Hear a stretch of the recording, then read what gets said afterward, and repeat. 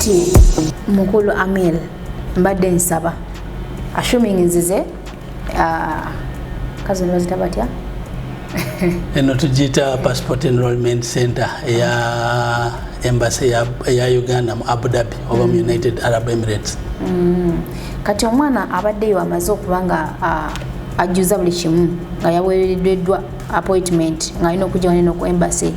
ku issue ya passport ajja atya era muhandlinga mutya? Neyanza nnyo Rozet owa Nyondo Media. Ekisookera ddala omwana bw'ajja wano alina okujja ku lunaku olw'okukola obudde bwa embassy tukola okuva olwa bbalaza mpaka olwokuna okutandika n'essaawa 3 ez'okumakya embassy egalawo ssaawa 10. Then olwokutaano eggulawo ssaawa 3 ez'okumakya neggalawo ssaawa 6 ku mateeka gaawana aga gavumenti ya wano wetuwangalira bwe gatyo bwe gagamba ofiisi za gavumenti zessaawa zikolerako. Kati omwana bw'ajja ku lunaku olwo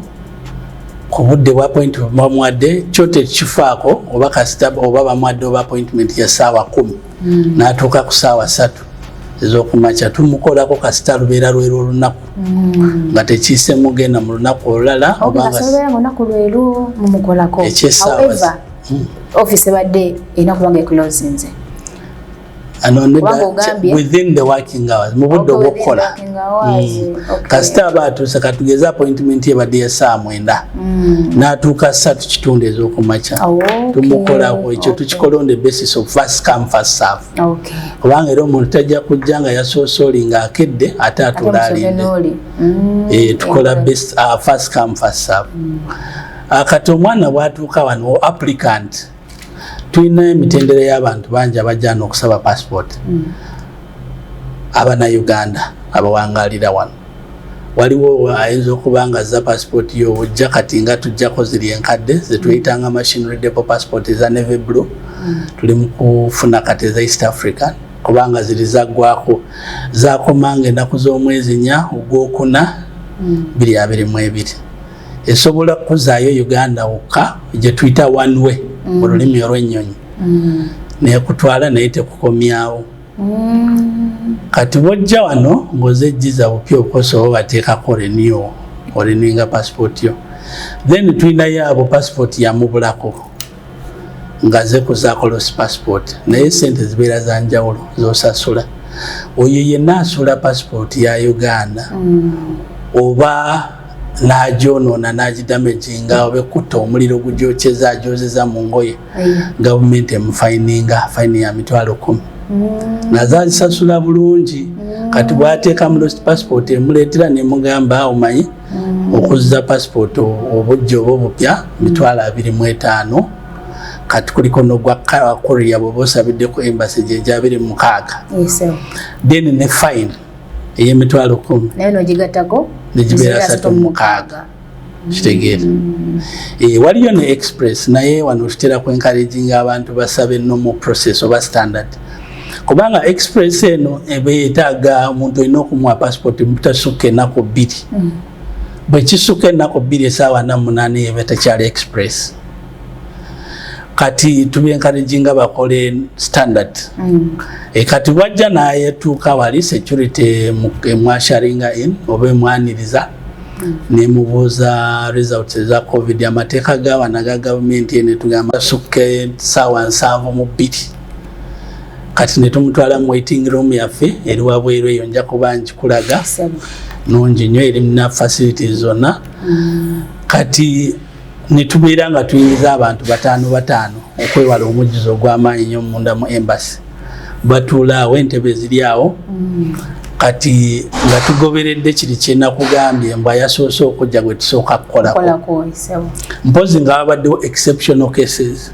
oliyinza okujja nga mukyala muzito wa lubuto omulaba embeera gyalimu tutera kubasaba soka tukoleko mukyalo ono oba oli alina akaana kawere yakakazaala ebintu bwe biti oba mulwadde bazze bamusitudde kati tusooka ntuconsideringa such cases naye tezitera kubaawo kubanga abantu abasinga babeera bano babeera balamu nga bazze kukola baba tebazze kubeeramu ebyo tebitera kubeerawo kati wajja wano applicant kati nga gwe katugeze gwe mukyala Rozet na Nyondo oze otuuka wano bulungi n'oyingira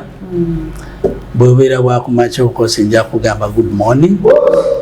kati bwe nkugamba good morning ng'omaze okutuuka wano then n'otula ne nkugamba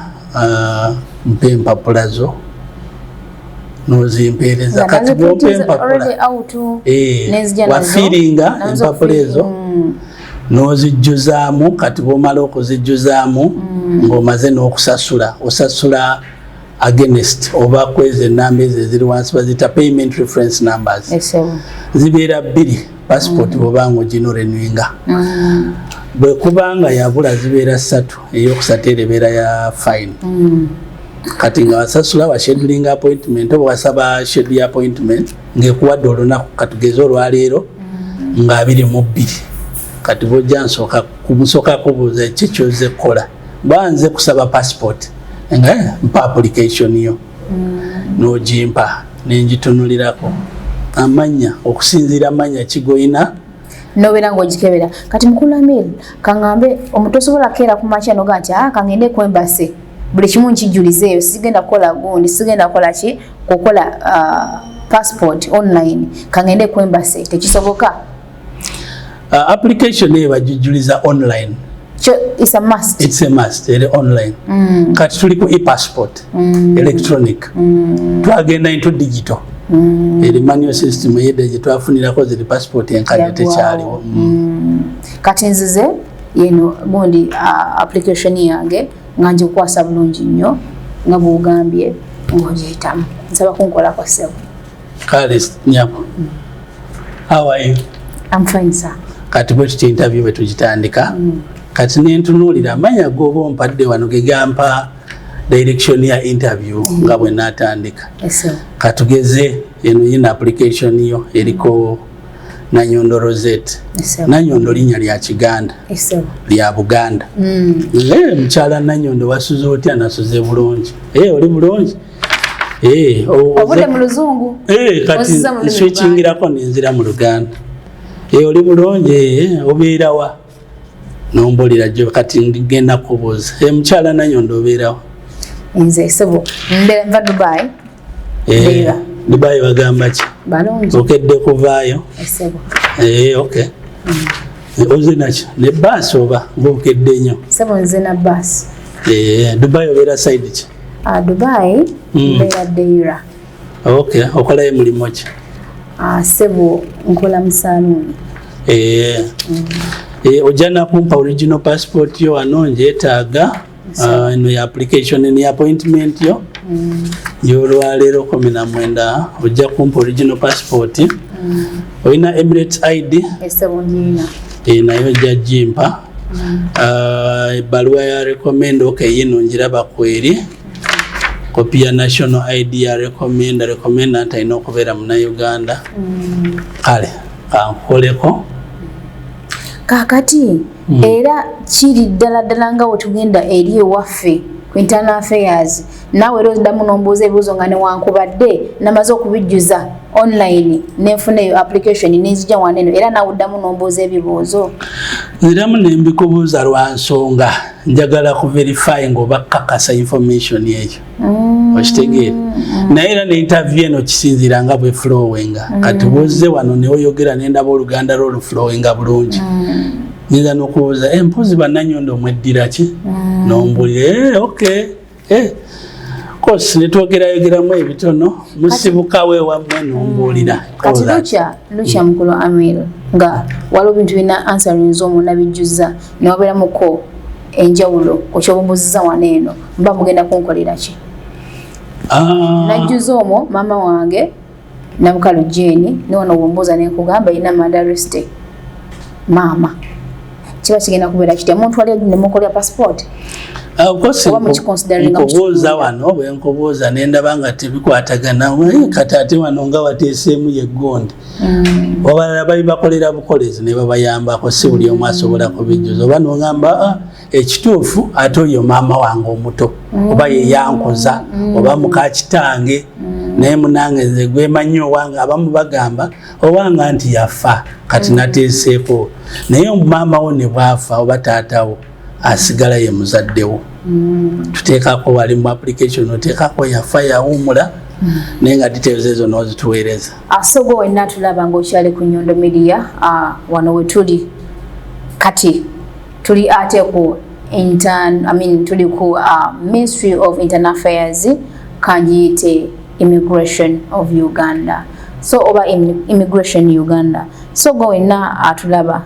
mwena bajja ne mubanga muze kukola ku nsonga za passport abasinga temumanyi process temumanyi kitambula kitya kigenda kitya n'abantu abamu temumanyi embassy ya Uganda eri luddawa ate mutuukangawo naye nga tusinkanye mwami Amir agenda okubanga bina bitunyonyola tutambuzaako ewantu ew'enjawulo ssaawa zino wano wetuli era ali mu kutulaga omwana wabeeraze bamuhandolinga batya ne bamubuuza ekigenda mu maaso kyonna ekiba kiriwo then paka nga tukyagenda mu maaso n'okubanga ankolako nga nzazze okuba nti nange nkola ku passport yange tulina kulaba bigwerawa era mubuuziza nti singa information oba ogezako kumukyusamuko omwali muli eri kibeera kitya noziramu nti passport ogenda kugimpa oba ogenda kungubungamu nti nedda tebikwatagana sijja kuwa passport oba tujja kugikola. Neyanza nnyo mukyala Rozet omuntu wajja tetumugoba ajja n'atulaga information eyo ne bwe tubanga tumubuusabuusiza katugeze nga si Munnayuganda soka ne tutunuulira information eyo nengiscreeninga ne ntunuulira buli kimu nengicapturinga nengiteeka ku system kono kati kijja kusinziira interview gye nkoze n'oyo omuntu nendyoka nenteekako information ekola kyetugamba stop list oba kuyimiriza ne tugiteekako buli wantu wonna we tulina eno system ebeera emulaba ng'omuntu ono si Munnayuganda oba takwalifayinga oba katugeze wansi ndala kijja kwatukiriza ensi yonna naye nga wansi eno si Munnayuganda abadde agezezaako okufuna okwefuula kyetuyita impersonation oba kwefaananyirizaamu kati nga tumusitopi nga tuteekako minati eyo nga tumuprintingira ne olupapula olulaga ne lugamba mbu application eri unsuccessful kwegamba teiseemu wakitegeere kati olwo ebeera nga reference ku buli kimu oba katugeze oli omuntu interview agiise kati nga gwe ogiise buli kimu nkubuuza tubuuza ebibuuzo bingi bwotunuulira wano ku system yaffe waliwo application yino of tubeerako na application file number tugijja ku passport yaffe ne tucheckinga ne URA ddala sente wazisasudde system ene echeckinga wano neraga personal information mulimu amanyago ag'ekika ag'eddiini oli mukyalo oli mwami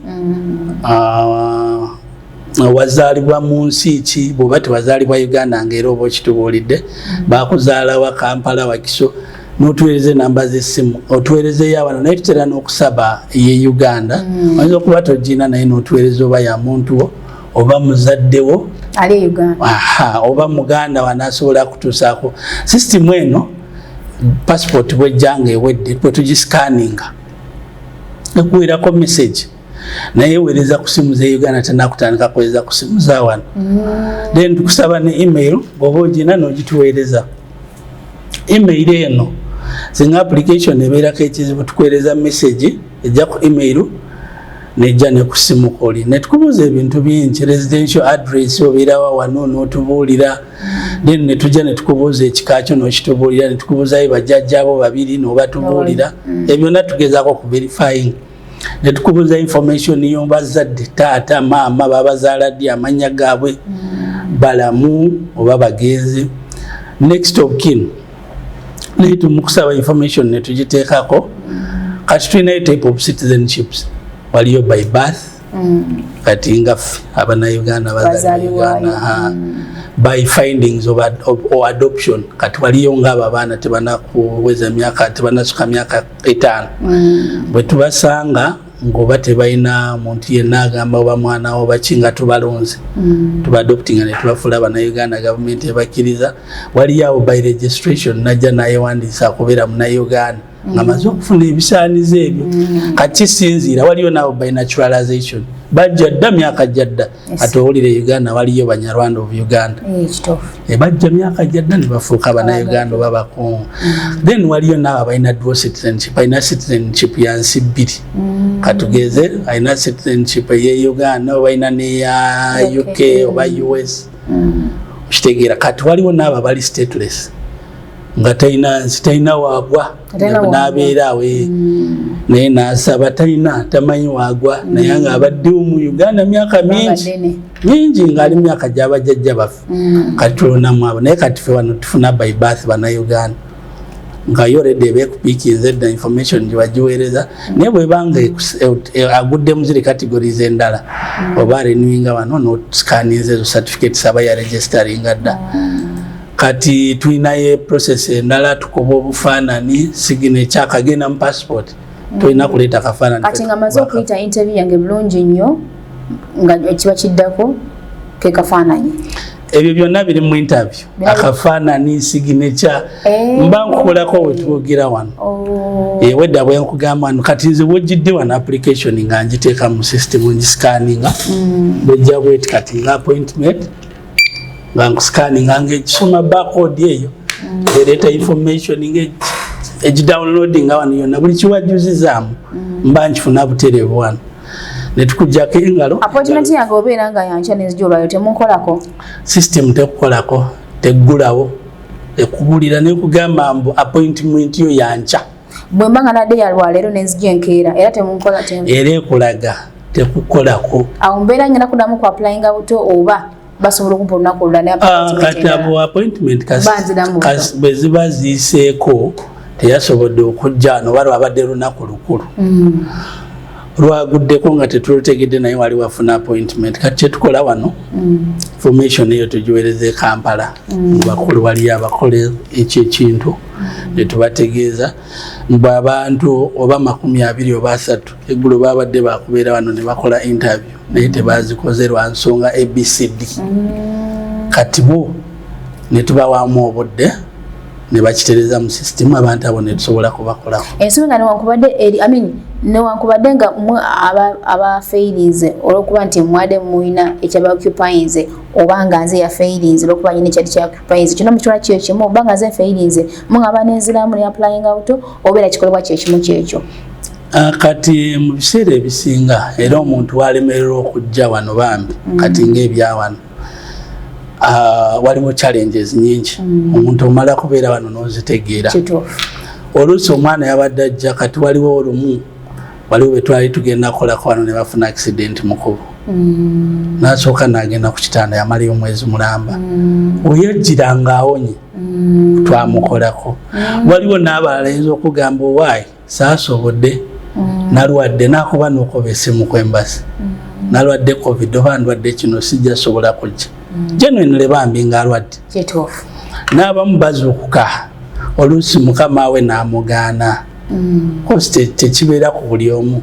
namukubanga en appointment oba wagisaba bbanga ng'omanyi olunaku lwonaabeera free lwonaabeera off naye waliwo okuzuuka namugamba nkugoba ku mulimu namugamba naye nja kukkiriza ogenda olwenkya leero tojagenda kubanga tuli understaffed waliwo ezo tuzitunulira case by case kitegedde bulungi nnyo ekyo kati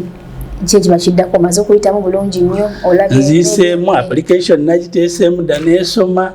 nenkebera information personal information amannya bikiddiro bakuzaala bwenkebera ku application byoteesemu nenkebera ne ku passport buba wampadde national ID ng'ogiina naye nga ndi mukola ki kugikompeyaringa biba tebikwatagana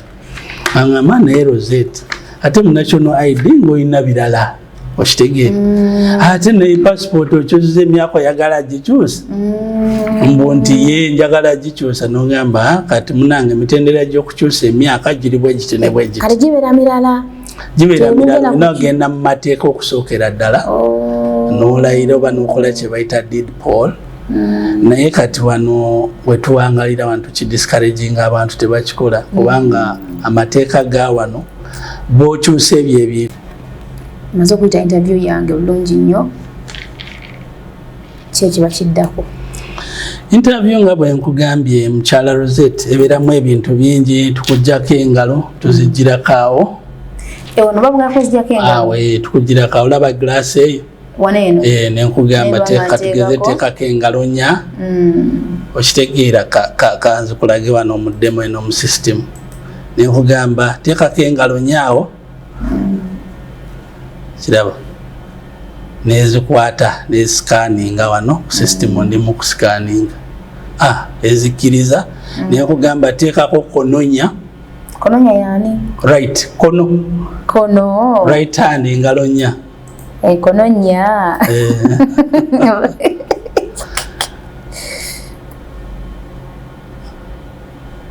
Oluusi oba toziteeseeko bulungi neziduleyingamu oluusi nyinza okugamba situkamu ozituuzeeko bulungi naye ozigatta wamu bwoti.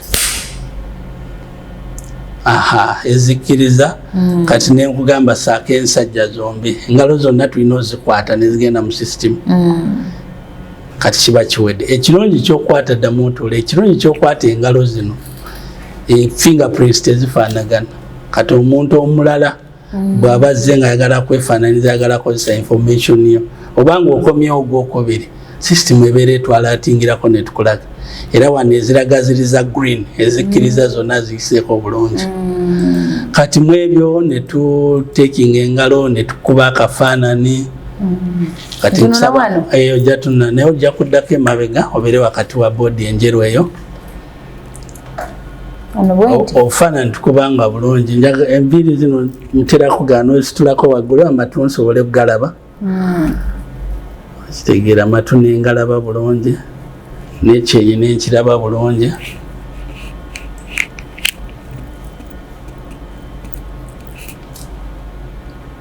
Kati awo n'otuula weetereza bulungi. Kati awo neŋŋamba oli ready ngenda kukuba akafaanani.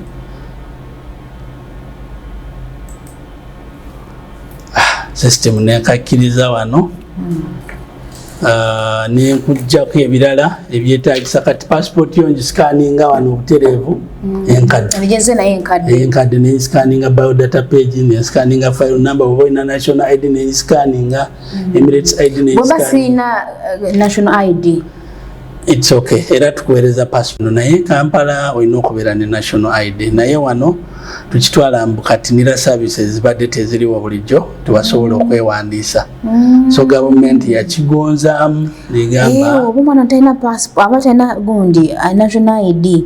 musobola okumukolako ate nga Uganda tekisoboka. Uganda tekisoboka tulina excuse yoweereza. Abaana bambuuza kansuubirako mu kategere nti Rozet passport yange yakadde nesina national ID nsobola okugenda nendinyuwinga. Tukukolako. Naye ebintu ebirala byetukusaba nga Emirates ID okwongera okukakasa mbu owangaalira wano naye oli waliwo okubanga talina waliwo nga ndiwa visa change nkyusa kukyusa naye tugiteekako oluusi otuuka nogamba Emirates ID tagiina bangi abataziina kati ne tubiteekako ebyo byonna kati ng'abaana abakazaalibwa twongerako birth certificate. Ate omwana ono ali mu overstay ndi mu overstay passport yange yaggwako njagala passport empya naye nga mpangalira wano eno nange nkolebwako funa passport. Neyanza nnyo nnyabo webale nnyo ekibuuzo ekyo era kitera nnyo okwebuuzibwa ate nga tekikoma okwo. Bangi bazze boogera ebigambo bingi nga bisingana nga bagamba bonaagenda ku embasi ng'oli mu overstay embasi ejja kukwata. Embasi tekwata bantu nedda. Ffe tuli wano okuyamba baganda baffe abawangaalira wano tetukwata muntu. Kati ate ffe tuba tukuyamba. Passport eyo tugiza bulungi tetugenda nakugamba lwaki oli mu overstay. Wayinza okuba waliwo ensonga oba omulimu ogukyaganye emirimu gibula negigaana mukimanyi ffenna tukimanyi. Kati tuba tulina okuyamba ofune akatabo akapya osobole okufuna omulimu ng'olina akatabo osasule ne overstay oba kampani gy'ogenzeemu ekuyamba ogisasula oddemu otereeza empapula zo. Era ekyo kyo bangi bazze bakigamba era abantu bankubira amasimu ne baŋŋamba nze baŋŋambe bwe najja eyo ojja kunkwata tetukwata muntu. Eyo no kyogedde bulungi okizemu bulungi okubeera nange abaana badde basinga nga bambuuza ebintu ebyo. By the way zezimu ku nsonga lwaki eri interview eyaggwa bali basanyufu nnyo. However twalina akadde kali katono nnyo twayitamu lukwakwayo naye basanyuka nnyo era ne bansaba mbe nga nkola ki nga nkomawo gy'oli badde muko bize muko era nkwebaza nti ompadde akadde weebale nnyo weebalire ddala era bintu bingi nnyo bibagala okubanga bamanya bingi bitunnyonnyodde naye n'omwana bategedde bulungi yagenda wansi mu comment section abeere nga atekayo ekibuuzo kye kubanga kimanyi wano ngenda kubeera welcome to all the time. Okay, mpozi n'ekirala kino kasina kukyerabira abaana era bakibuuza nnyo abantu bakibuuza nnyo nti nsobola wano basobola okunteekeramu visa bwe mbanga passport yange zino ezasalibwako. Neyanza nnyo mukyala Rozet nsuubira nkutegedde bulungi obadde obuuza embassy okuteekeramu visa. Si embassy kati ekiriwo nti zino passport zasalibwako nga newankubadde tezaggwako waliwo enjawulo nti passport ebeera emyaka 10 emyaka 10 negiggwako naye ate ne batera kuggwako njeri obeera nga weddeko emyaka 10 bali baba bakiraba nti ne passport eri expired ne kati nti ya expiring wabula basalako nsali nti yavaako omwana wabuulizaawo nti babakama bange basobola okunteekeramu visa ngeri badde weddeko ne balinewinga nga newankubadde yasalwako ewaffe Uganda. Okay, neyanza nnyo mukyala Rozet. Ensonga eyo bangi bazze bagitubuuza ekituufu zo passport zakomebwa okozesa ezo kati zikirizibwa just bw'oba oddayo e Uganda okuddayo naye tekukomyawo. Kati ensi zino zonna twaziwandikira ne tuzitegeeza ekintu kino ekya East African passport kintu kinene nnyo oli eri yabeeranga ya Uganda yokka kati tuli ku mutendera gwa East Africa n'Abannakenya bakwata passport yemu Abatanzania Rwanda kigenda kubeera the whole of East Africa naye Uganda erina okubeera ye leading nation gye bakulonda yeba ekikulembera. Kati gavumenti zino zigenze zibiteeke zikimanyi cost twaziwandiikira ziddayo ne zitunulira records ezigawo passport eno erina okuba yagira ki era ne bakugaa genda ofune passport empya tukugirire ate n'ekirala tewaliwo nsonga lwaki olemerako okukozesa passport eyaggwako etagenda okuyamba kubanga enkyo oyinza abamu ndaba abaana wana bakolera bakama baabwe abalungi ng'oluusi batambula bagenda mu holiday bagenda mu nsi endala balina ogenda nabo naye nga passport eyo tejagendayo kati kibeera bulungi n'otabeera ku wrong side of newe settinga nga bukyali n'obeera ne passport yeriko bangi nnyo bazze wano abadde bakibuuza kansubire mu kitegedde bangi nnyo bajja wano baagala kukola ebintu ku last moment naga nfunye vacation nenatambula naku 3 mu wiiki emu kati njagala gisaba naye amateeka agafuga passport eno passport yonna bwebanga ina expiry date nga tesooka myezi 6 tebakukiriza n'ogitambulirako naye ate kati zino zo twazikomya zikirizibwa okuddayo buze e Uganda okomawo nayo bwogenda naye Uganda oba olina okuddayo n'okola passport empya e Uganda naye ate lwakuba bamu bafuna challenges talina national ID ate Uganda nga togina tosobola gikola so olina okusooka n'ogenda kunira n'ofuna n'oyewandiisa endangamuntu then n'olyoka n'ojja ku immigration ate nga singa wakikola wano mu budde wandibadde wakikola ne national ID togina passport n'efuluma n'osobola kutambula ne bakyusa just visa ne bagiteeka mu passport empya. Tukyakola ne passport simanyi gye biggweerawo passport yange ngenda nayo naye waliwo kyemba njagala okubuuza nakyo nga sikyerabidde. Mbuuze you're the right person to be asked this oba just kankikubuuzemu kubuuza olowooza lwaki passport zino eno baazisalako ne bagaa nti tukole tubirenga ne East Africa passport era olowooza omuntu kimuyambirawa ne basalako ziri eza Uganda nti ega ntufuna katusaawa ntufuna East Africa passport ogwosuubira nsonga lwaki era nga nze muna Uganda kinyambirawa lwaki sibira n'eri passport of Uganda. Neyanza nnyo nyabo bw'oba ojjukira bulungi kati tuli mu kago gwa East Africa we tuli mu ssaawa zino East Africa eyedda ffe abawangaddeko emyaka emingiko yali nsi 3 edda yali Uganda, Kenya ne Tanzania naye yagenda yeeyongerako netwongerako Rwanda netwongerako Burundi kati South Sudan nejja n'abalala banaatera okuyingira Congo naye naatera yagala kujja kwegamba egenda egaziwa bagamba agali awamu Abaganda okimanyi olwo olugero kati kwegamba twasalako tubeere wamu kati ne tuleeta eyo ya East African Community gaka tukole passport age ebeere one block ebirungi ebikirimu esalako ekyo tuyita zi borders kwegamba ogenda Kenya n'otambula n'okola ki kati bw'oyingira Kenya oba n'ogenda mu nsi ya East Africa ogenda ne East Africa myezi 6 emyezi 6 egyo oba wagenze ojja kuba omaze kwetitenkana bwaba mwana agenze oba ogenze kwetitenkana katugeze otute omwana okusoma kale kiba kirungi omwana era ne bamufunira kye bayita student pass ekimukiriza okusoma naye era kiba kyabwereere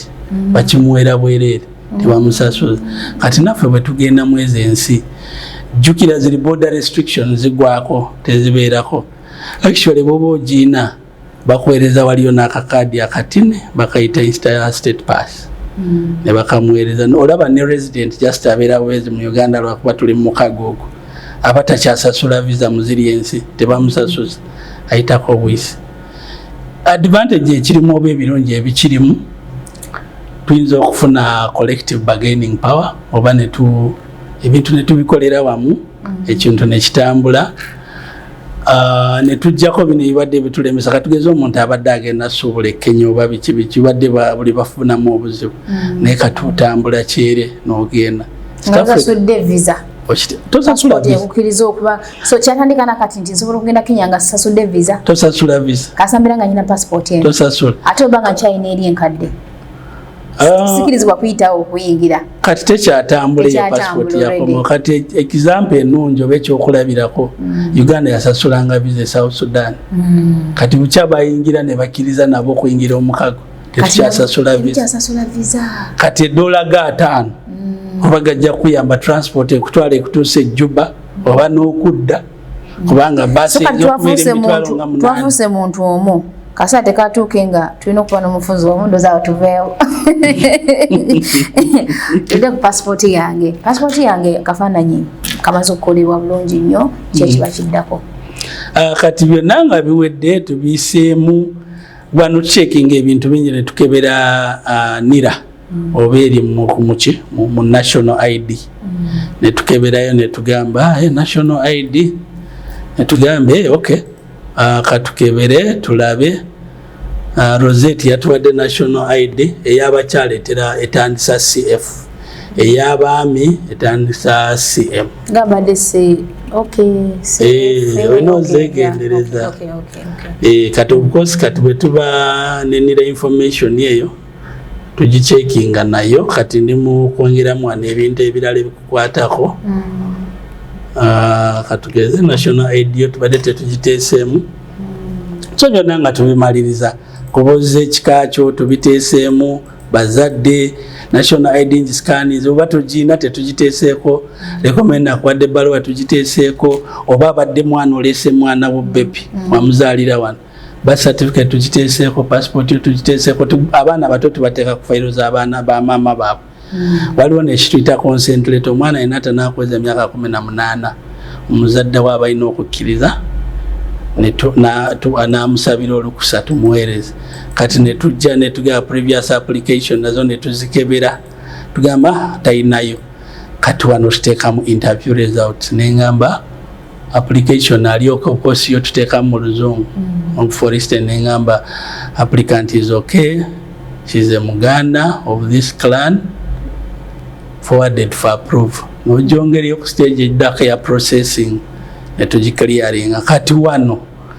waawo nga sinana jongere yawo nkugamba Rozet jangu olaba information yo nojja wano nogikebera nizo okuga jangu yimirire wano nojja nokebera jeri mweri aweda togera nga ndi mu capturing kale nga information yo nengamba kebera information nengamba ono yegwe nekugamba kebera amanya go kebera date of birth wajje bakuzaalira ne national ID yo nini nambo giraba najingizaamu wali ne wajje bakola kati wano ongambira nogamba kiryoke wakitegeera nange bumala confirminga nda kimu kyekyo nengamba nti kyekyo nogamba kyekyo nokiriza kati nga nzabe nga tulawali edinga abaji printing nga bajipa ngenda nayo balero nyini kati wano nkuwereza no confirminga nolaba nengamba kyekyo ene okugamba ddayo wali no signing kakasa information kati ogiraba wano tewali signature ogirabye so bagino giteekawo nkakasiza information wano jo signing nojja nokakasamba information eryoke no signing electronic pen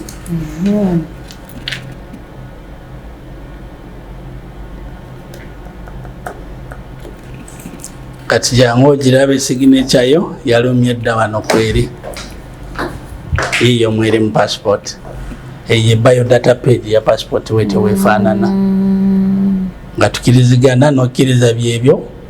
gender yo oli wano female date of birth 12 May 1995 passport yiyo date of issue naku mwezi z'olwaleero ejja kugwako after 10 years kati awo netukirizigana wali wabeerawo register nkugamba wandiika amanya for accountability purposes nawandiika amanya go ne telephone contact yo wano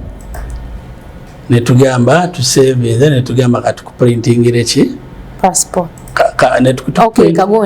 tukuprintingira yakapapula passport nga njagala mu bwangu nedegedi so kati kengenda nako akapapula nekafuluma wano kaako kali mu printinga nekajja kabeerako n'ekifaananyi kyo ne fayiro namba yo okitegeera netukonako received stamp bulungi application ye eri successful kati bweba teri successful era ereeta unsuccessful era naye tugiprintinga katugeze interview eganye siri convinced buli kimu kiganye yebeera yenenjawulo eriko eno interview ngeiseeko eno unsuccessful applications okitegeera naye kulaga neno information osoma ekulaga amanya go gyendayo liro wazaalibwa country of birth Uganda wazaalibwa wa Kampala national ID byonna nga weebiri kuno kati gyenkuweereza gyogenda nayo kati bwokoma wano okusima passport okomawo ne kano ne passport yo passport emalanga bbanga ki passport kati nakunti onako tulogenda okomawo oba note tukugamba onako bwe message eyo automatically wano passport bwejja nga receive passport sezo to scan ekuwerako message automatically ejja ku simu naye ejja ku namba ya Uganda giwatuwa waliwo abo abantu abalirake ng'enamba ya Uganda agina yekululwe message agifunira n'abamu abeera nagamba yi passport ng'eyangu yennyo equipment zino twazikola oba government yazireeta wano ng'eyagala kuyambako abana Uganda ekitongole kye bayita ekya immigration ekikuvunaanibwa ku bya passport Ministry of Internal Affairs nga kiri wamu ne Uganda Security Printing Corporation wamu ne company ya supply abagita Veridos nga bali wamu ne embassies zino netukwatira wamu tukole omulimu guno tusembeze services zino ku bana Uganda kati ekirungi ekiri wano okukolera ku system eno oba tonaba nagenda information ngeri mu production room oba strong room oba printingira passport zino ziprintingirwa Kampala naye ebyo tebiri mu Korea tebiri muki olwaleero luno saawa zino mbanjiweereza olwedde kati we Kampala abagiraba ziprintingibwa wanene ziprintingibwa Kampala ziprintingibwa Kampala naye system eno yakolebwanga target ya week emu oba nako 7 naye kati as per now wetugerera tubeera tusobola kufuna passport munaku 5 ebeekomyewo okuba kati katugeze nkozeeko leero information esuze eri Kampala eri mu production kumacha officers bajja kukola bazira bazibuddeko embassy ne baziprintinga mu afternoon ne baziteeka ku courier nezijja nakunya tutano passport tuzifunye wano n'abantu abamu bajja kunjulira bakuba amasimu wano n'agamba sikikiriza omuntu asobola okuyimirira wano eno n'akozesa passport e Uganda mulimu agenda nakibuza nagati rozet ndi wano eno naye nsobola okukozesa nze nga kinnoomu nenfuna omuntu nempayo information yange buli kimu kyonna nibaginkola okuva e Uganda nibagimpeereza nga siisemu embasi kisoboka ekintu ekyo emabega luli abantu babadde babikolanga luli nga tetulina machine naye kati twafuna equipment zino buli omu alina okujja bamuggyeko engalo bakoleki era bwogezaako okikola tuzirabye applications nyingi zituuka e Uganda ne bazikomya ne bamugamba genda ku embassy waliyo equipment abalwanisiza ennyo ne boogera n'ogiteeka eri e Kampala kasita ogamba ndi mu UAE passport bajja gireeta wano system butereevu tolina wojja twewalira embassy ekomawo wano ate noyina okujja n'ogikima wano kasita gw'ogamba nze Rozet mpangalira Abu Dhabi evudde eri bulabula naye kisobodde kuteeka eri ejja kujja wano ate ofune challenges ezijja gifuna so kati kyekyo tweyanziza nnyo tweyanzege goyina ataba akyali ku Nyondo Media kansobire process ya passport wano ku embassy obitegedde bulungi nnyo kyotegedde ng'olinamu akakunkuna oba ekibuuzo osobola ogenda mu comment section n'obeera ng'oteekayo ekibuuzo kyo tweyanziza nnyo tweyanzege kale nange neyanza nnyo mukyala Rozet webale nnyo okutufiisirizaako akadde kano n'okusobola okulwanirira ekintu kino okutegeeza Abannayuganda tubadde tufuna nnyo challenges abantu babeera eyo waliwo abamu bajja wano ne batugamba nze mikwano gyange gyangambye sigenda ku embassy tebakola passport teziriyo bakulimba n'atuuka wano amala kujja wano n'atunyumiza ne story oluusi tumuwamu n'akadde akalala ne tumugana tunyumiza natugamba babadde bangaye bangambye bya bulimba naye ate ne bafuna message mu kujja kima passport wano bangi akugamba nze sikikiriza nakikiriza passport mugimpadde abantu babadde boogera kino ne kino naye ate waliyo n'abo bazikozesa ne bafuna message n'abamu ne tukwata amasimu ne tubakubira mu kime passport ne balema zikima weziri wano zebase mpitirivu pitirivu nga bw'okyuya tuyinza okuba tulina passport kati kumpi zikunikkirizanga mu Rwenda bawa nsonga ki abamu akugamba sinaafuna obudde waliwo n'abamusagala batukiriza amanyi oli yateeka ku pressure ano passport nezidda tubeera tumukubira tunga owaayi passport nga dalinagamba owaayi atugamba passport teri mu government nja kujja kasitamu abagitereza nja kujja gamba nze nali sijja abaganuza baterekerako kati webanga passport eziwana eno nyina akasente konna kempayo okugireceiving oba kiba kyagwa just toyina sente toyina wadde munwa gwa nusu gw'oyongerako emitwalo 26 ziwasasudde ezo zeezo era kati kino nkubiriza abantu beewale nnyo bangi bazze babba kati waliwo abamu bagenda ne bakola ebintu tetumanyi nga bwe babikola bwe babiisa abamu batuka ne bafojinga ebbaluwa za ambasada wano ne bafojinga ezange ne bakola ki naye sisitimu e Kampala yeerina weekunoonyeza neekukwata ekuleeta wano abamu baali tebalina mu UAE wano naye bamala ne videos tuziina wano twabarekodinga nga babaliddeko sente empitirivu miliyoni 3 miliyoni 4 passport mu kifo kiwandisasudde emitwalo 26 era batuuka wano ne ambasada wano nayeewuunya nnyo nagamba kisoboka kityo omuntu n'ababba sente bwe zityo tolina sente yonna ijjoddamu okusasula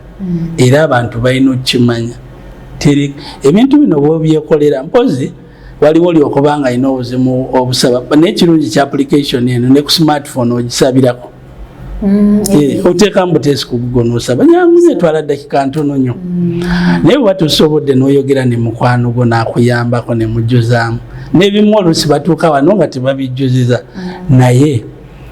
ekisookera ddala application ogisabye yeeyo osasudde tuddamu wano mu kubuuza interview eno nenkugamba ate bino tewabiteekako district wagiwandiiseeko ya taata oba ya maama biri bitya nembikubuuza wano nembiteeka ku system kyekirungi kya system okubeera nayo wano tebikyalinga edda we twaweerezanga empapula e Kampala naye kati wano nze nzijjamu nembikujjuza katugeze n'erinnya lyo bw'oba walisobeza katugeze na Nyondo ote wagiteeseeko oteeseeko na Nanyonyi bwerityo oba Rozet wabuuseemu S oba wabuuseemu T ebyo oba date of birth ogiteeseeko bubi ujja wano n'okinyula kasita gojja ng'okimanyi oba nange wenkompeyaringa wano mbiraba naye Rozet ate ng'okyusiza kino kandi ngamba kiri bwe kiti bambi nakola ensobi nenkitereeza ku system kuno kyekirungi kyayo tebikyaliko ebyo simanyi bakoze ensobi simanyi biki tubitereeza wano ne tulaba passport yeevaayo bulungi abantu balekerawo okubbibwa lwakubanga ebirungi abantu tebabyogera naye bangi nnyo abazze wano ne bavaawo nga bakyewuunya abamu babadde bagamba bajja ne bagamba batugamba embassy muli bantu babi muvuma abantu omuntu najja nze nga temunvumi naye abantu kati babijjawo oba mwe muli balala bakabaleeta tugamba nange fe aba bulijjo enkola na tiimu nnene wano nze nzakolera immigration wano ku embassy naye nkola na tiimu nnene of course kati buli ekikolebwa mu embassy tukikola on behalf of the ambassador head of mission naye okuviira ddala ku ambassador tulina ambassador tulina abambassador babiri kati tulina head of mission wa Abu Dhabi obakolera embassy wano kati tulina ne consular general Dubai abadde mu myuka wa ambassador wano abo bonna okuviira ddala kwaba abantu waliwo wa consular waliwo foreign service officers waliwo wa finance waliwo abakyala abamu wano mubalabye waliwo ba receptionist waliyo bangi waliwo transport officers waliwo officer attendant ebeera teamwork tiimu nene era bavaayo bonna ne banyambako sigikola njeko emirimu gino mingi mirimu mingi so tukwatira wamu n'ambassador mwenyini atuuka nagawaayi bancontacti nzo nagamba ekizibu kya immigration kiri bwe kiti kati esimu ye yino get back to the person ne mucontactinga ne responding naye kati lwakubambu challenge tukifuna kati bwentola ku system eno kati nga ndi mukola abantu babeera bakubanya amasimu basindika message expecting okubeera nga responding naye ate oba tosobola kubeera ku simu ng'oli mukola wano ojja kola mistake ate n'ekirala n'omuntu mwenyini aze omukolako oba olina omuwa respect tosobola kubeera ku simu era addayo n'agamba ofisa abadde ku simu sikirizibwa kubeera ku simu nga ndi wano kiraba ndina okumuwa obudde bwe nemuwa the best service n'avaawo naye of course bangi bajja nnyo wanagamba sina kusasula ssente kikola biwedde bwe bityo nanga munanga kyekyo kiwedde kati abamu n'avaayo ne bamugamba eyo togifunye tobawadde ssente tojjafuna passport kati bajja wano ne batunyumiza ezo emboozi zonna bingi nnyo ebisingana mu community ate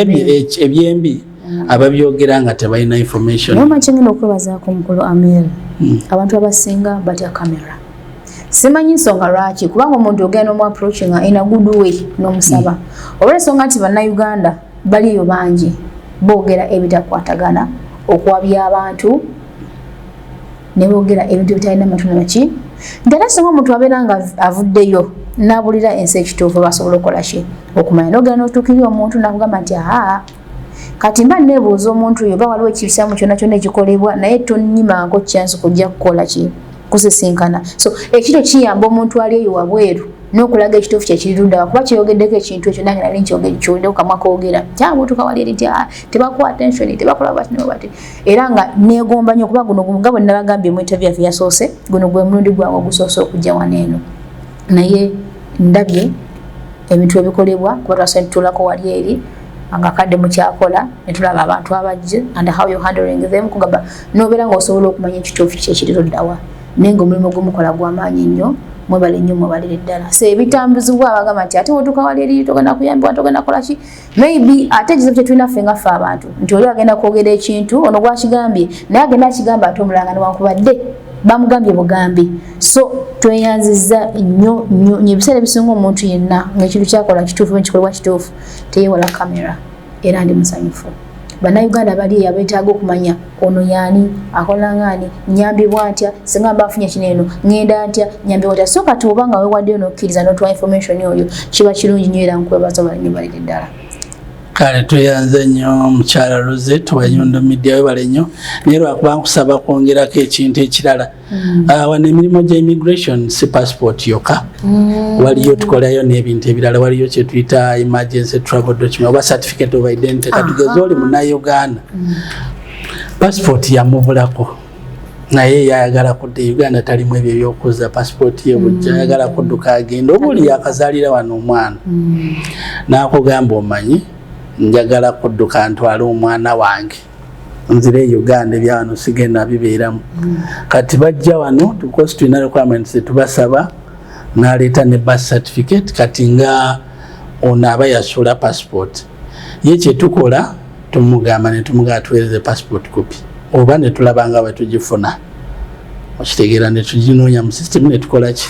kati ne tumukolera eyo document n'agenda ebeera one way tekukomyawo ebeera yakuyamba kudda ewaka emirimu emirala gye tukola wano egya immigration mulimu egya visas katugeza abagala kugenda e Uganda tulina visa system eri saidi eri nazo tuzigaba yetugaba ezo visa najja naye era asooka n'asaba online kati mwezo visas tutula ku system oko nenziraba nga nasabidde wano ne mu approvinga nafuna approval letter mu email ye natambula n'agenda omuntu yenna nga tatali muna Uganda naye agadde ogenda Uganda balina okubanga afuna visa ajja n'agisaba actually agisaba online kati nze bwenjira bwoba contact nze embassy nangaba nange nasabye visa yange sitenabakukira netujja approvinga nasobola okutambula n'agenda kwegamba emirimu gino tegikoma kono kokka mulimu n'ebirala bingi ebigwa mukowa eryo byetukola mulimu ebyo passport y'okugizaako yabula katugwe obadde wareni obadde ozaako passport ng'ofuna mpya naye waliwo oli okuba yagisuula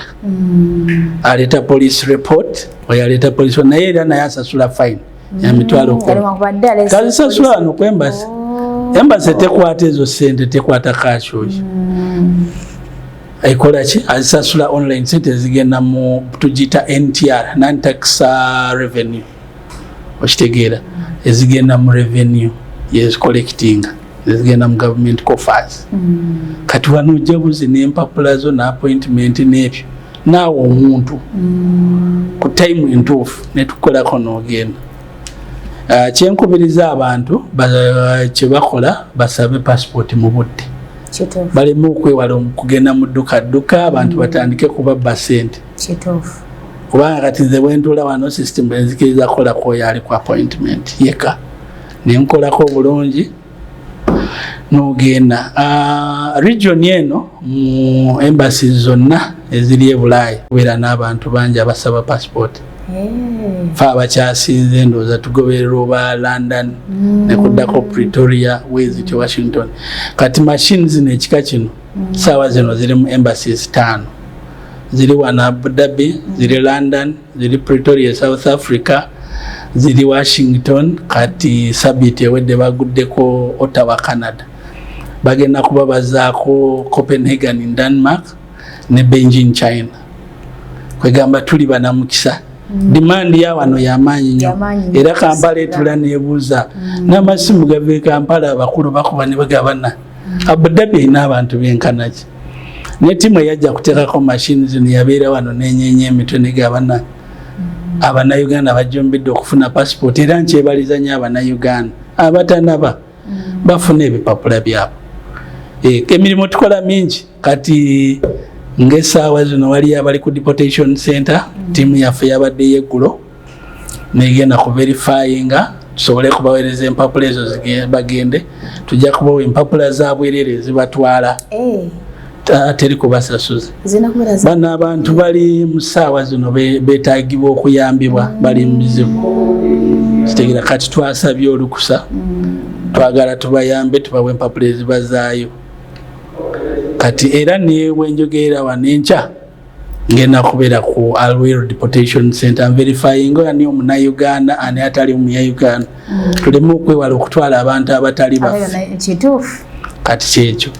emirimu tukola emirala mingi waliyo n'emirala waliyo n'abajja okusaba ebbaluwa okutwala abagenzi abafu naye tutera okuwulira amawulire waliwo obutambi bwali bwisingana bwe basaba ssente empapula z'abafu tuzikolerako obwereere embasi tesasuza muntu tesaba ssente bya bwereere kitegeere tolina kyogenda mukyajinga tukola mpapula paperwork netukansolinga ne passport eyo ne bazaayo omaiti n'ebirala tebijja sikiwambu bijja kugwayo naye consular services mulimu gw'amaanyi nnyo gulimu ebintu bingi mulimu ogenda kureskinga abaana kugenda kukyalira abantu mu makomera akola ki bingi n'ebigwa tebiraze embasi endala nezituwandiikira zino twetaaga kino tukola ki ebyo byonna so ekya passport kyo kiri ku appointment osasula $26,000 standard process teri kuddamu sasula sente endala nojja ku lunaku lwa appointment ne tukolerako bwereere n'ogenda bulungi. Tweyanziza nnyo tweyanzeege gwe wenna atulaba tetusobola kwogera byonna ndubimalayo naye olwakadde manyi eriyo abali contented n'abatali contented nga mulina ebibuuzo byandyagadde okuba nga ate mubuuza nga bonna bagambye era nkisaako essiira genda mu comment section obeere nga ate obuuza ekibuuzo kiwandiitaza okubuuza tujja kuba nga ate tukikuddamu obanga kuba nsuubira nti sigenda kukoma lunaku nga lwaleero maybe with the time kubanga bannayuganda tukola era nga tuweereza mmwe ate era nga tubaagala ebyensusso ate nga mulina okuba nga mulina information amala muleme kubbibwa ewamu n'okulimbibwa so nga bana bagamba ekitundu kyaffe ekyokubiri tulina kuba nga ate tukikomya wano wennyininyini ensonga ezatuleese enkulu zaadde ensonga bbiri okwogerako ku baganda baffe ate abali ku deportation center bali awil mpozi ate era n'ensonga eza passport kansuubire nti buli kimu kyonna mukitegedde bulungi nnyo olinayo konna akatalekeka neyanziza nnyo okusookera ddala njagala kwebaza Rozet webale nnyo nzijjukira omulundi guli twasinkana convention we nasooka okusinkanira ddala nenkuweereza interview oba nonkolako interview noyamba nnyo abannayuganda okutegeera bingi byebaali tebamanyi embasi ekola emirimu mitirivu naye lwakuba abamu tebagitegeera abamu bagitegeera naye basalako ne bagamba nze kankole ekyokwonona kankole ki naye abamu era yayogera oba n'omusanga wano kati nga waliwo omu nasoma n'okusoma naye is my hobby yajja wano recently naye nemugamba we yali atwala passport nemugamba ye nga togenze kwogera ku TikTok oba kinagamba owaayi ebirungi mubikola naye munange tusirika busirisi nomwana naye lwaki ate mwogera ebyate nga tebiriyo kati kwegamba ebintu bingi nnyo bye tukola tuleme okuwuliriza ebisingana ku mitimbagano abantu abamu babeera awo nagamba nze kankole kino to pass time niba omubuuza one on one agamba nze nakola bukozi just kufuna bafollowers mpozi ekirala kyesitaagala okulekerera kyemanyira kye bajja okubuuza kirina okubuuzibwa abantu bagenda gamba appointment ziri wala zibaweereza ennaku zawala kituufu ekyo kyo complain ezeebeerako naye ekintu ekyo kiri ku system omaye kati abantu bonna tusobola bakolako lunaku lumu ne bagwako tulina we tukola ne tukoma ne Kampala awali enkukumba y'aba officers nga bangi tebabamalayo ne other centers eziri mu regions Mbarara Mbale Gulu tezisobola bamalako basigala omujjuzo gwo gubeerawo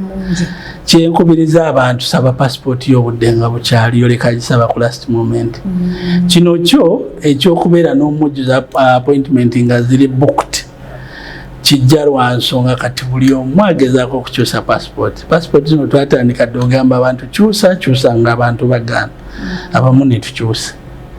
kati nze ngenda ningamba abantu eyange naatera tuka halfway nakamala naye emyaka 4 empya kati naye bwobagamba wano bagamba twabagamba nga bakola ki naye nga tebabikiriza n'essaawa zinatuuka naganze njagikyusa kati ate nkyusa yaki kyusa passport yo obeere nayo obeere redde obwewale tomanye nkya oyinza n'okufuna enkya omukisa n'ogufiirwa. Kituufu. Waliwo lyagenda n'akugamba ngenda nkya naye passport teriiwo ng'ate tosobola gimuweereza naawe ne kikuluma ng'ate tolina kyakukola. Kati beewala ebyo basabe passport mu budde tebakifaako beebuzaayo myaka 6 oba mmeka. Kyusa passport yo obeere nayo ng'otege butezi olinde emikisa. Oba kyusa passport enjogera y'ennaku zino egamba kyusa passport yo oweesirikire. Ejja kuyamba maaso kati ku kya appointments bwe tujja kimalako naye buli lukya twongera okuyiyayo amagezi amalala. Kati emabega awo zibadde zijjudde nnyo naddala ezawano ne tuddamu ne tusaba olukusa ne baddamu ne bazoopeninga ne bakola kyabamu ne batandika okujja ne bafiiringamu. Kati pressure egenze ekendereramu naye mpola mpola pressure ejja nakugwako tutandike n'okutuuka ng'abantu tebakyaliwo. Naye ffe bwe tuli embase tegenda sembuka kubanga era nga bwogambye Uganda osinkana nga buli lunaku abantu abo abagenda bakazi passport bavaawa tebagwayo kubanga era n'abajja wano omuntu aba yakatuuka muwa mu nnaku 2-3 nze agent agintuteko yabuze simanyi ne waali ebuzi sigiraba ngisudde eyulise ekoze ekyo omuliro gwajokyeza kwegamba babeera bajja iyo passport ekirungi government tejja koma kugaba passport ate embassy enzugule weeri tujja kubeera nga tuweereza passport ekirungi embassy ina tiimu eri hard working ina ambassador nga nkozi nnyo na tiimu y'abakozi nnyo ate ng'etegeeragana bulungi ate n'ekirala n'abantu tubakwata bulungi lwakuba ebyo bye boogereyo abantu baba tebatuuse wano kyetaaga omuntu ajje wano ejje bali abantu bakugamba n'agamba muna siina gwemanyiyo naye sikikkiriza n'omulala atuuka n'akubuuza nze kagwe okutta obulungi oba n'abalala bwotyo bwokola munange bwe tutyo. So we tuli kuweereza abantu gwe gwatuleeta wano omulimo era tukyagukola era tujja gutuukiriza. Kale neyanza nnyo ate nyongera n'okwebaza weebale nnyo okulwananga information eno gituusanga ku bannayuganda. Weebale nnyo tweyanza nnyo naffe kitwasala okukola bannaayigo wenna byebyo ekitundu kyaffe ekyokubiri awo kikomye munaatulinda nateera olulala tetugenda kubaweereza ogenda maaso subscribing nate onyege n'akada ako kikuyambeko nti bw'oteeka ekintu kyonna ekipya ate munnange wafunira notification n'obeera nga tolaba ekigenda maaso nate era tolaba wekka wagwe ne munno basharingirako munno naye abeere nga atalaba information ono kubanga yeetaagibwa abantu bangi ab'enjawulo kuba ng'oli Uganda omuntu yenna ajja abeera ali mwe information ono kubanga mulungi nnyo. Tweyanziza nnyo Nyondo Rozet nga bwe kyabadde ku kamera atakuumira mpeera abatukuumire. Omugaati ogw'omulembe era omuwoomu ddala lowooza ku Baker's Choice Bread okukolebwa banno ba Baker's Choice Bakery. Bano bakola ne keekisi eza buli kika omuli ez'amazaalibwa, keeki z'embaga, keeki z'okwanjula, baby shower cakes, graduation cakes, donati mu bika eby'enjawulo, burger bread, loaf bread, amandaazi, daddies n'ebintu ebirala bingi. Kubako noti 7 noti 3 9 4 7 2 oba noti 7 noti 8 2 3 6 9 oba plus 9 5 9 8 Baker's Choice Bakery. Taste the Baker's Choice. Welcome to the evening of the unforgettable desert adventure. I'm Denise from Speed Express Tours and Travel. Today we'll be talking about the desert safari because no trip or journey to Dubai is complete without the desert safari. Having desert safari makes you explore the beauty of Dubai. Taking you to the majestic desert of Dubai in the evening, which is the best time to explore the desert as the desert starts to cool to welcome the moonlight, and we will show you the best of the desert life like no other. The tour also features activities like barbecue, camel rides, sandboarding, quad bikes, traditional tea, buffet dinner, and more. After all the actions and the adventures, enjoy a relaxing time tasting dates and traditional tea. So escape the busy city life for a while and enjoy the brilliancy of the barren land, Dubai Desert Safari. Speed Express, dream, explore, discover.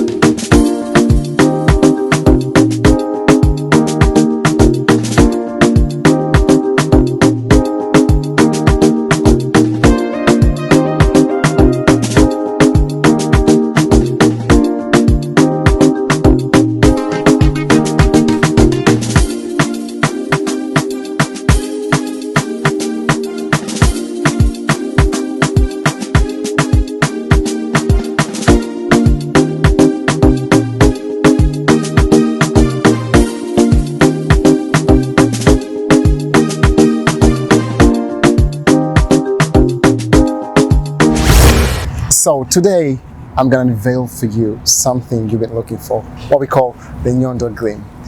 I don't want to explain so much. Just take a close look at this woman. Look at her skin, glamouriously. I don't want to say much about that, but if you want to get yourself to look just like her, do me a favor, just inbox her and she'll get you the product at your doorstep. Yeah. And ekizigo kyaffe twerusa go natulaba wabula tukolera kalayo nobeera ngulabika bulungi bade kuligulawinga mukono glawinga oba kulateninga mukatono no lighteninga muko katono just nga wero kyagadde oyina pimples oyina pimples oyina zino black spots mu face yo wagala zivemu tukolera ekyo kyenyini kyobero oyagala tu contacting ife Nyondo Gleam ngoyita ku number esimu 0524680778 ekyo kino naddi. Well, amangu ddala nga tumaze wano ekime kyange n'abasajja bagala osigala mu kala yammwe nga teyoluse naye ng'olabika bulungi. Tosula mukisa guno. Thank you so much. All right, welcome.